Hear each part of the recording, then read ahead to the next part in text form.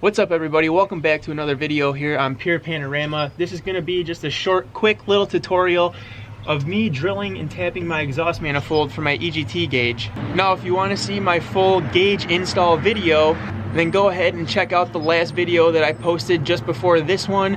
That will show you me installing my fuel pressure gauge, my boost gauge, and my EGT gauge. But like I said, for this one, I just wanted to do a quick up close of me drilling and tapping the manifold, so if you have to go and do this on your truck to install your gauges, you'll know how to do it and you'll be able to refer back to this without having to look through a full-on video of all three gauges being installed. You can just reference this one video to just see quick, because I think this is the part of installing gauges that probably gets most people a little on edge and they get a little nervous to do. So we're gonna do it, and here we go. Now what I'm gonna do is take a punch like this, and I've took a grinder to this and whittled it down a little bit and got a nice little point on the end. And then we got a BFH here. We're gonna get this on here where we want our pyrometer, where we want the probe to go, and we're just gonna give this a good little whack just to get us a starting point. And then we are gonna take our drill bits and go to town. Now we're using a 1/8 27 MPT tap. The MPT stands for National Pipe Thread, and that they do have a slight pitch, a slight angle to the threads on this tap. So we are gonna start with a smaller drill bit, possibly, I don't know, depending on how good this mark comes out. We may just go to town and start with the actual drill bit that we need.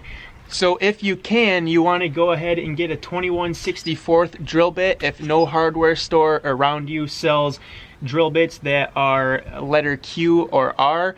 I do have a Q and an R right here in my hand, and these are what the actual tap calls for. On the package it says to use the letter Q bit, which is a .332 in size, but the instructions for the gauges say to actually use an R size bit, which is .339. This is an 11/32, which people have used and it has worked, but it is slightly bigger than the R. I don't know if I would recommend going this route. I would prefer to go smaller and then feed the tap down through there, even if it is a little tight, because at least then you know you're not too big and you didn't overshoot the hole size. So at the very worst case scenario, if you can't get a hold of a Q or an R bit, go to your Lowe's or Home Depot and get a 21/64 bit, and that's going to be a little bit tight when you're feeding the tap, but it'll be worth it in the end, because at least you know that you won't be making the hole too big. And here we have the 1/8 27 MPT tap. So right now we're just going to get into it. We're going to punch our mark in the manifold and start drilling. So I'm actually going to go ahead and pop this back here on this one, closer to the number 4 cylinder.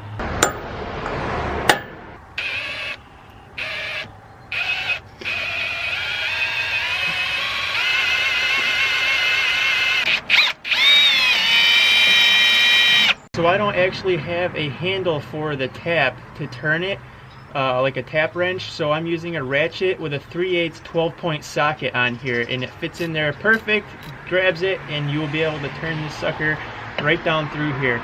And when you do it, you want to make sure you keep everything nice and straight. Do not tap it all the way down to the shoulder of the tap, because then you run the risk of it dropping into the manifold, and you're going to be here a lot longer as you pull this off and try to get it out of here. You want to keep it nice and straight so that your probe will go in there, your sensor fittings will go in there nice. You do not want to be hung up trying to wait for a new manifold to come in the mail. I am using a brand new tap for this too, so if you do have an older tap or something, go ahead and make sure that all the teeth are good, it's not missing any. If you have to go out and buy a new tap, I recommend doing it because it's worth it. You don't want to mess this up. I'm just going around with the pencil magnet right now and getting all the shavings that I can, and then we'll do this again after we tap it, but we want to just keep cleaning it out as much as possible. You can also use a shop vac to go ahead and suck some of these shavings out and use the pen magnet as well.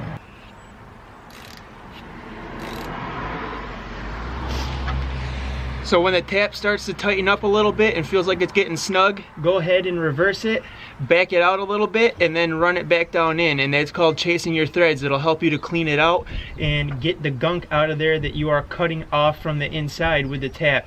So it's snug now. I'm gonna back it up a little bit. Remember to keep it straight. Now we'll go ahead and run it back in, chase those threads and cut some new ones.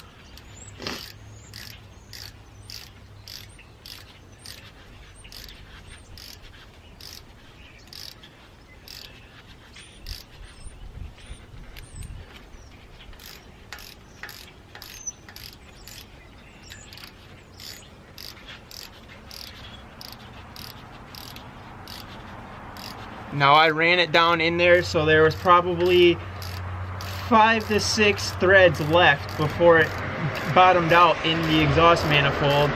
And now I'm just gonna back it all the way out, and we're gonna go ahead, clean it out with the pen magnet. So the shavings that come off the tap will not be as large as the ones from the drill bit. This is basically gonna be a fine little dust. So you have a fine thread and a coarse thread. What you just tapped into the manifold is the fine thread. Go ahead and put a little anti-seize on your fitting here.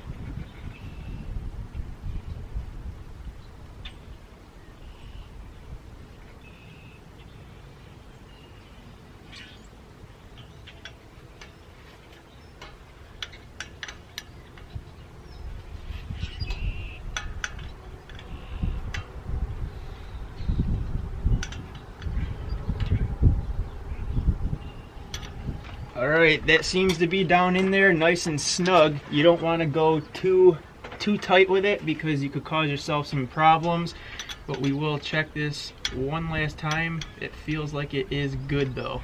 Yeah, she's nice and snug, so we're not going to force it in there any further.